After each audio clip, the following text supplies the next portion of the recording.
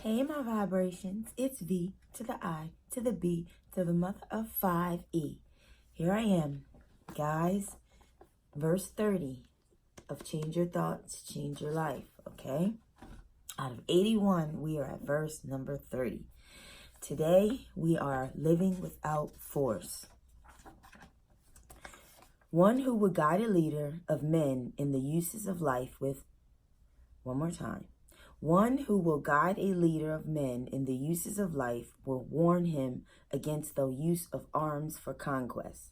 Weapons often turn up the wielder. Where armies settle, nature offers nothing but briars and thorns. After a great battle has been fought, the land is cursed, the crops fail, the earth lies stripped of its motherhood. After you have attained your purpose, you must not parade your success. You must not boast of your ability. You must not feel proud. You must rather regret that you had not been able to prevent war. You must never think of conquering others by force. Whatever strains with force will soon decay. It is not attuned to the way. Not being attuned to the way, its end comes all too soon.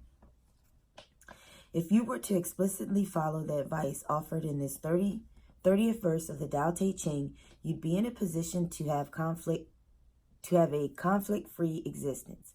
Imagine that. If our entire global population understood and lived the directives of this chapter of the Tao Te Ching, we'd finally be free of battle-related stress, along with the ravages that war has spread across our planet since we began keeping historical records. As the 29th verse wisely instructed, there's a time for everything. Could this be the time for living without force? Here's my impression of what's being offered to you in this verse. Force creates a counterforce, and this exchange goes on until an all-out war is in progress. Once war has begun, decimation and famine result because the land cannot produce crops.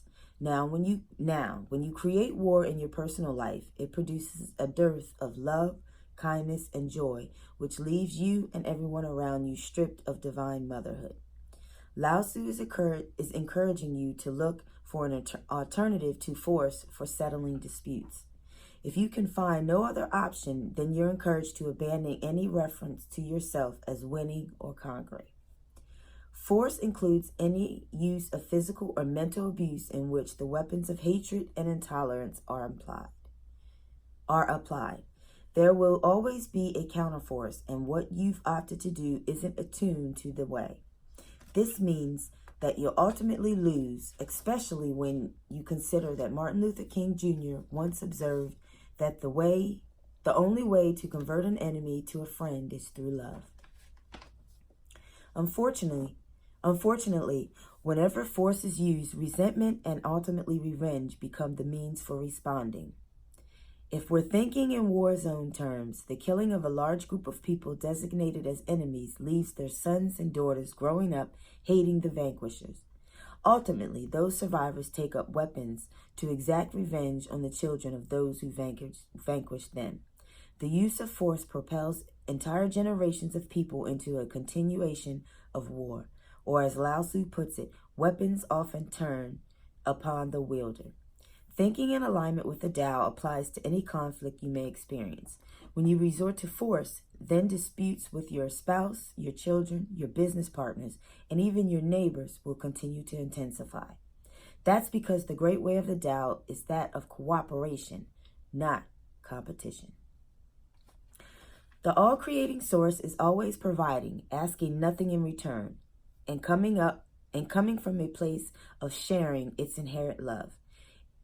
It knows that all are part of the 10,000 things and that they must cooperate with each other because they share the same origin. So whenever you're in a mode that propels you in the direction of using force, you've lost sight of your connection to the Tao. Moreover, any collection of people, such as communities or countries, who resort to weapons to get their points across are unattuned to the way. They'll leave this earth and the hearts of the people uninhabitable, except to briars and thorns. Your choice concerning your commitment to practicing the Tao includes refusing to participate in any manner be it mental or physical, in anything that violates your understanding of the advice offered in this powerful passage of the Tao Te Ching. Perhaps the easiest lesson presented here is the reminder to eschew the behaviors of boastfulness and pomposity for anything achieved by force.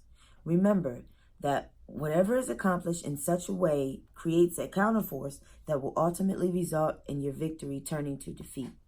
If somehow you feel that you had no other choice than to use violence to protect yourself and those you love, immediately retreat to a position that doesn't allow for bragging and self-congratulation. Vow to work on restoring a balance of love where hatred is previously resided, and do all that you can to make amends for any damage that resulted from your use of force. This is the way. It has also been called the Wu Wei, or not forcing, which means to take the line of least resistance in all of one's actions, and by doing so, create more strength. Here's what I believe you can learn and practice from Lao Tzu's advice in this 30th verse of the Tao Te Ching. Eliminate verbal and or physical force in all situations. Examine the relationships in which you experience conflict. Make a concerted decision to use less harsh language and to completely veer away from becoming physical in the resolution of any altercation. Practice stopping thoughts of violence by shifting right in the moment to a stance of listening. Bite your tongue. Stifle yourself. Hold back any response at all for the time being. These are great reminders to you to become attuned to the way. Remember, any act of force will definitely produce a counterforce. So if you insist on escalating devastation, your weapons will be turned back upon you. Refuse to participate in violent actions in any way. Create distance between any form of violence and yourself.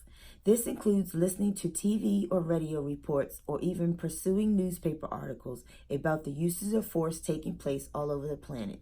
See if you're justifying hearing or reading about hostile activities as a need to be fully informed. Once you know that force is being applied anywhere in the name of subjugating others, you'll realize that the constant repetition of the news makes you a participant in the violence. By refusing to allow such energy to enter your life, even as a passive observer, you keep yourself attuned to the way.